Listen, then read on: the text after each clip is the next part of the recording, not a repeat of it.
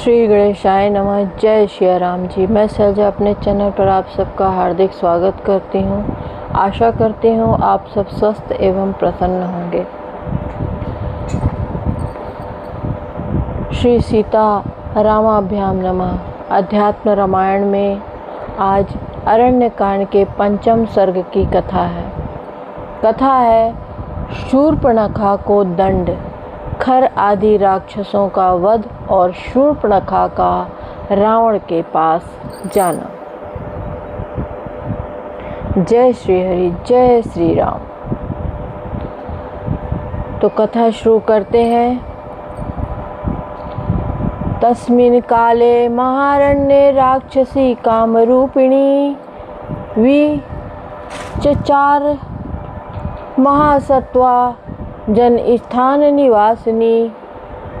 श्री महादेव जी बोले, हे पार्वती, उस समय उस घोर वन में जन स्थान को रहने वाली एक महावती इच्छानुसार रूप धारण करने वाली राक्षसी घूमा करती थी। एक दिन पंचवटी के पास गौतमी नदी के तीर पर जगतपति श्री रामचंद्र जी के पद्म, वज्र और अंकुश की रेखाओं से युक्त चरण चिन्हों को देखकर वह उनके सौंदर्य से मोहित होकर कामासक्त हुई। उन्हें देखती देखती धीरे धीरे श्री रघुनाथ जी के आश्रम में चली आई। वहाँ आकर कामदेव के समान अति सुंदर लक्ष्मीपति श्री रामचंद्र जी को सीता जी के पास बैठे देखकर वह कामातुरा राक्षसी श्री रघुनाथ जी से बोली, तुम किसके पुत्र हो? तुम्हारा क्या नाम है? इस आश्रम में जटा वल्कल आदि धारण कर क्यों रहते हो? यहाँ रहकर तुम क्या प्राप्त करना चाहते हो, सो मुझे बताओ। मैं राक्षस राज महात्मा रावण की बहन कामरूपिणी राक्षसी शूर्पणखा हूँ। मैं अपने भाई खर के साथ इसी वन में रहती हूँ। राजा ने मुझे संपूर्ण वन का अधिकार सौंप दिया है, अतः मैं मुनियों को खाती हुई यहाँ रहती हूँ। हे वक्ताओं में श्रेष्ठ, मैं तुम्हारे विषय में जानना चाहती हूँ, अतः तुम मुझे अपना नाम, धाम आदि बताओ। तब भगवान ने उससे कहा, मैं अयोध्यापति राजा दशरथ का राम नामक पुत्र हूँ। यह सुंदरी मेरी भार्या जनक नंदिनी सीता है तथा यह अति सुंदर कुमार मेरा छोटा भाई लक्ष्मण है। हे त्रिभुवन सुंदरी, बताओ मैं तुम्हारा क्या कार्य करूं? रामचंद्र जी का यह वचन सुनकर कामातुरा शूर्पणखा बोली, राम चलो, किसी गिरी गुहा में चलकर मेरे साथ आनंद करो। इस समय मैं कामातुरा हूँ, अतः आप कमल नयन को छोड़ नहीं सकती। तब रामचंद्र जी ने नेत्रों से सीता को की ओर संकेत करके मुस्कुरा कर कहा, हे सुंदरी, मेरी तो यह भार्या मौजूद है जिसको त्यागना असंभव है। इसके रहते हुए तुम जन्म भर सौत की डाह से जलती हुई किस प्रकार रह सकोगी? बाहर मेरा अत्यंत सुंदर छोटा भाई लक्ष्मण विराजमान है, वह तुम्हारा योग्य पति होगा। तुम उसी के साथ वन पर्वत आदि में विहार करो। रामचंद्र जी के इस प्रकार कहने पर काम से मोहिता भयंकारी शूर्पणखा ने लक्ष्मण जी से जाकर कहा, हे सुंदर, अपने भाई की आज्ञा मानकर तुम मेरे पति हो जाओ। आज हम और तुम परस्पर संगमन करें, देरी न करो। उस राक्षसी ने जब लक्ष्मण जी से इस प्रकार से कहा तो वे उससे बोले, साध्वी, मैं तो उन बुद्धिमान भगवान राम का दास हूँ। मुझे अपना पति बनाने से तुम्हें भी उनकी दासी बनना पड़ेगा।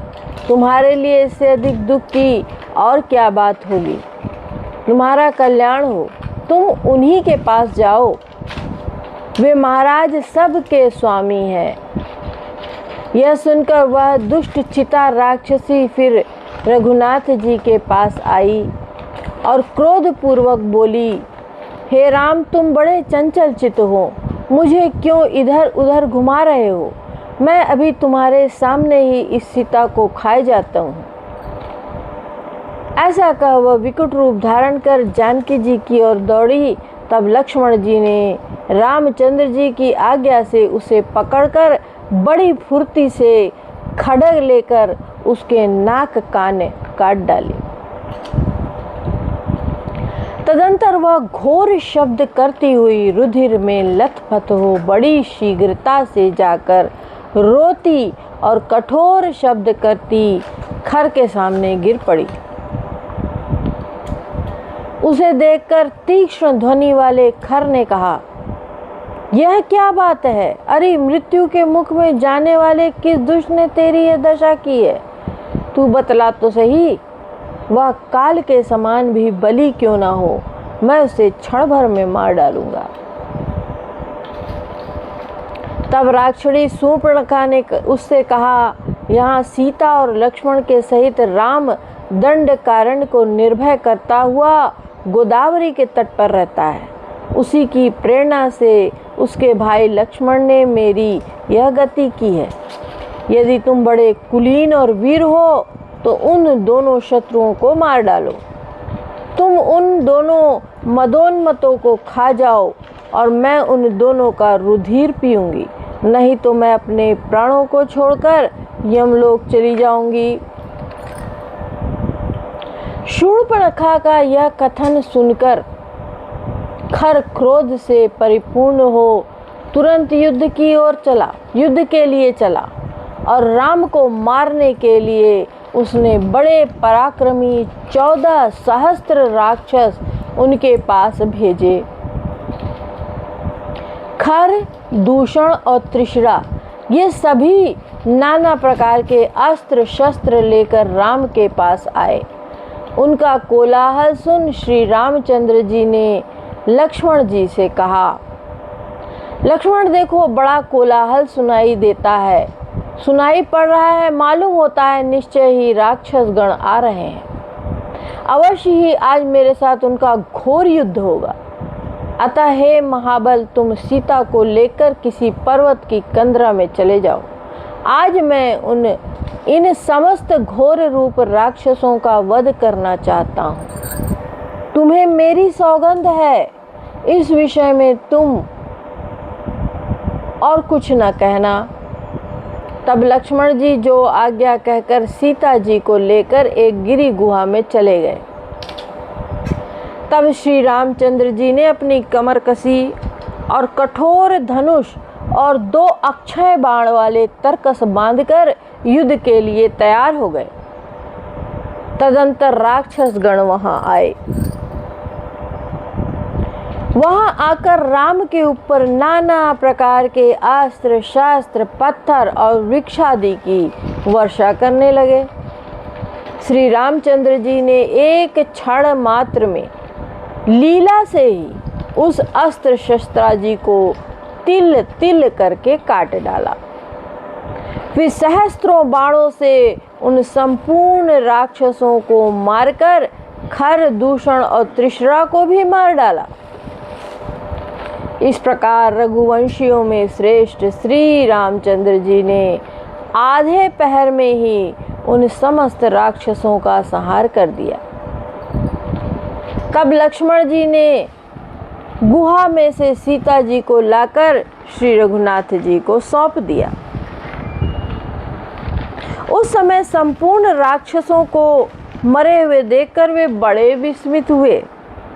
जनक नंदिनी सीता जी ने प्रसन्न मुख से श्री रामचंद्र जी का आलिंगन किया और उनके शरीर में हुए शस्त्र के घावों पर हाथ फेरने लगी। उन समस्त संपूर्ण श्रेष्ठ राक्षसों को मरे देखकर राक्षस राज रावण की बहन शूर्पणखा दौड़ती हुई लंका को पहुंची और राज्यसभा में पहुंचकर रोती हुई रावण के पैरों के समीप पृथ्वी पर गिर पड़ी। अपनी बहन को इस प्रकार भयभीत देखकर रावण बोला, अरे वत्से, उठ खड़ी हो जा, बता तो सही तुझे किसने विरूपा किया है। हे भद्रे, यह इंद्र का काम है अथवा यम, वरुण और कुबेर में से किसी ने किया है।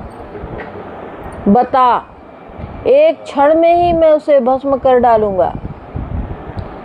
तब राक्षसी शूर्पणखा ने उससे कहा, तुम बड़े ही प्रमादी और मूढ़ बुद्धि हो।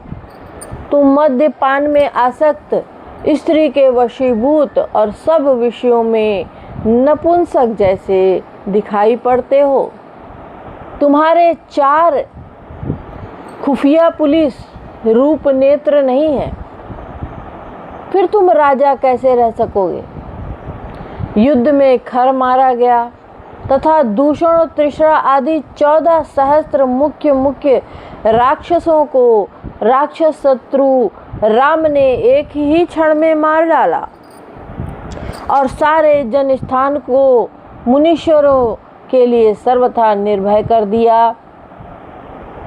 इतना उत्पात हो जाने पर भी तुम्हें अभी तक कुछ पता ही नहीं है, इसलिए मैं कहती हूँ कि तुम मूढ़ हो। रावण बोला, अरे तू बता तो वह राम कौन है, उसने किस प्रकार इन राक्षसों को मारा।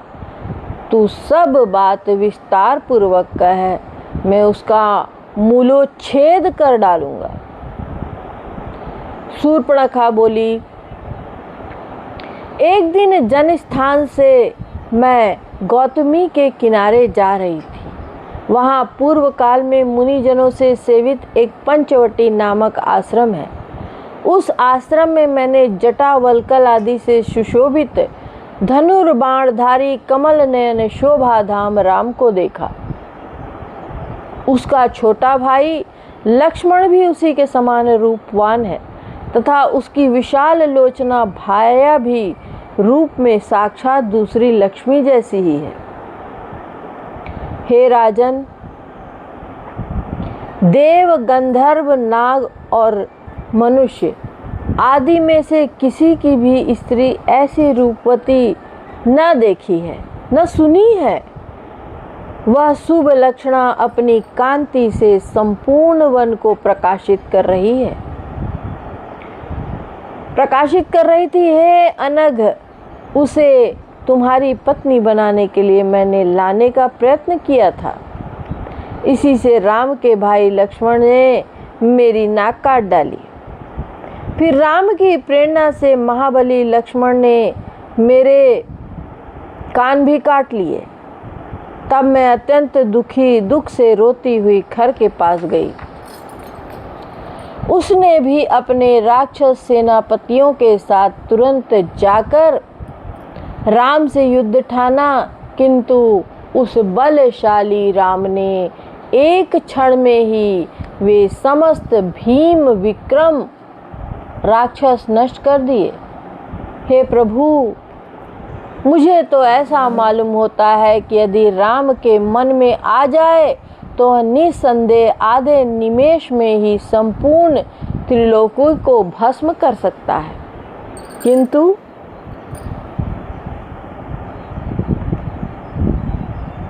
किंतु यदि उसकी स्त्री सीता तुम्हारी भार्या हो जाए तो तुम्हारा जीवन सफल हो जाए।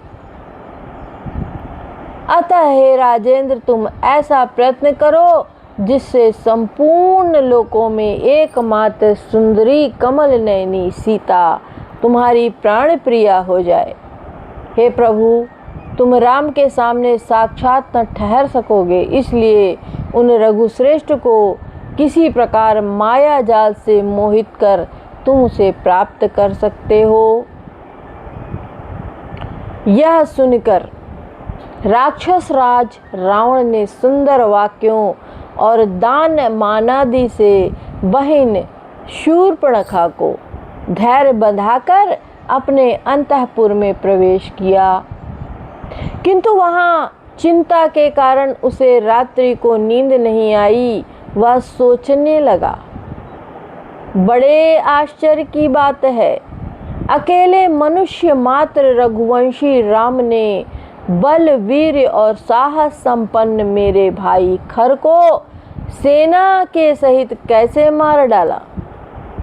अथवा यह राम मनुष्य नहीं है, साक्षात परमात्मा ने ही पूर्व काल में की हुई ब्रह्मा की प्रार्थना से मेरी सेना के सहित मुझे वानर सेनाओं से मारने के लिए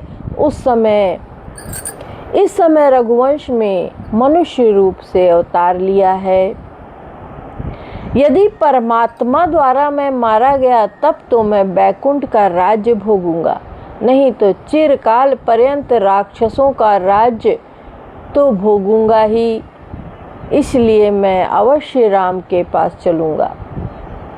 संपूर्ण राक्षसों के स्वामी रावण ने इस प्रकार विचार कर भगवान राम को साक्षात परमात्मा हरि जानकर यह निश्चय किया कि मैं विरोध बुद्धि से ही भगवान के पास जाऊंगा, क्योंकि भक्ति के द्वारा भगवान शीघ्र प्रसन्न नहीं हो सकते हैं। इति श्रीमद्ध्यात्म रामायणे उमा महेश्वर संवादे अरण्यकांडे पंचम सर्गः।